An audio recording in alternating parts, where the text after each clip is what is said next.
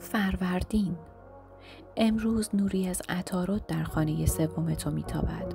فرصتی برای شروع گفتگویی سرنوشت ساز پیش روی توست.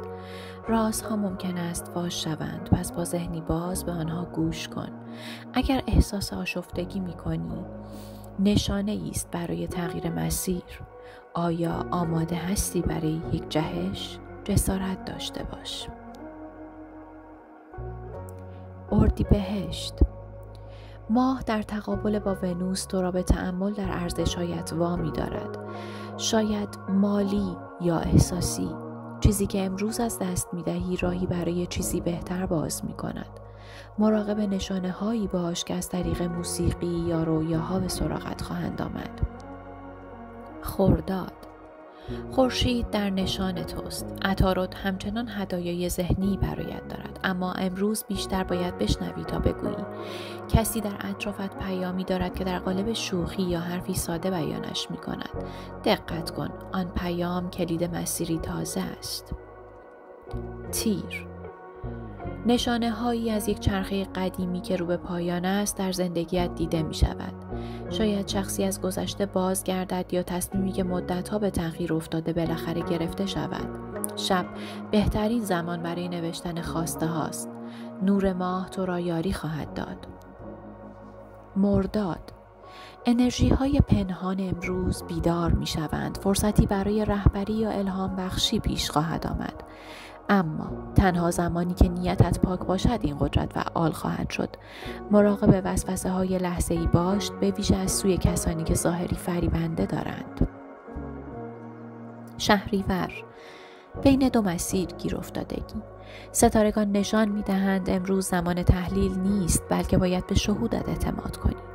جواب از طریق یک اتفاق کوچک خواهد آمد. شاید دیدن پرنده‌ای خاص یا رنگی که ناگهان به چشمت می‌خورد. مهر. زهره سیاره تو با ماه زاویه‌ای خاص می‌سازد. تعادل میان خودت و دیگران نیاز به یک بازنگری کلی دارد. شاید بیش از حد درگیر جلب رضایت دیگران بوده ای. امروز نگاهی به آینه بنداز و از خودت بپرس که من چه می‌خواهم. آبان. پلوتو تو را به اعماق میبرد. ممکن است با ترسی قدیمی روبرو شوی، اما این بار شجاعتت بیشتر است.